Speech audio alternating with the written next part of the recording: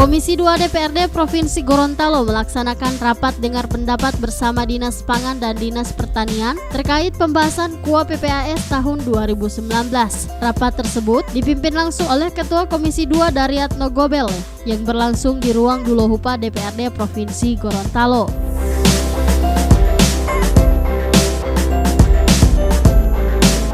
Rapat ini dilaksanakan dalam rangka pembahasan anggaran KUA PPAS serta untuk pemantapan perencanaan anggaran di tahun 2019. Ya, jadi tadi kita Komisi 2 sinkronisasi anggaran untuk KUA PPAS dalam rangka pemantapan perencanaan anggaran, juga kita memantapkan realisasi anggaran nanti 2019.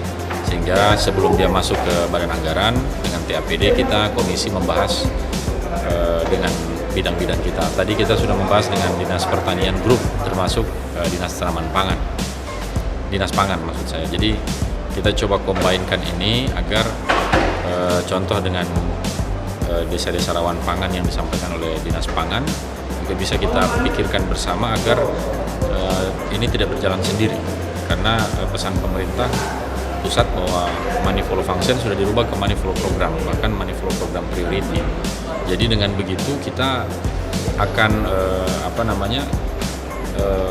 sinergi antara dinas-dinas terkait dalam rangka mengangkat kesejahteraan masyarakat di situ. Dicontohkan tadi kalau desa rawan pangan ada 27 daerah, di 27 daerah jumlahnya sekitar 70 desa rawan pangan. Juga ada yang desa-desa stunting, ada sekitar 30. Itu juga kan karena pengaruh pangan yang kurang, gizinya dan sebagainya.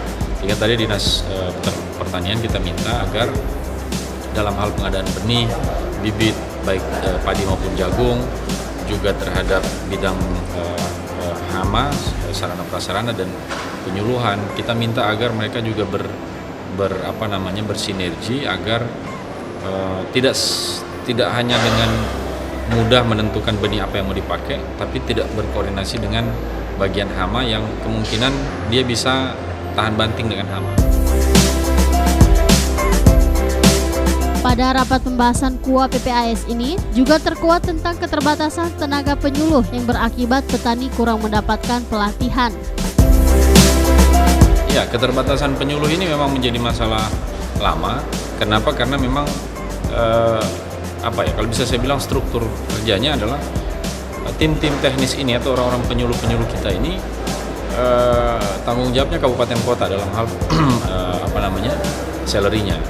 Tetapi kita provinsi hanya mengkoordinasikan saja agar penugasan-penugasan atau mungkin apa yang perlu kita tekankan atau mungkin ada program-program disampaikan melalui kabupaten kota, sehingga mungkin kita hanya bisa melakukan tambahan biaya pendampingan.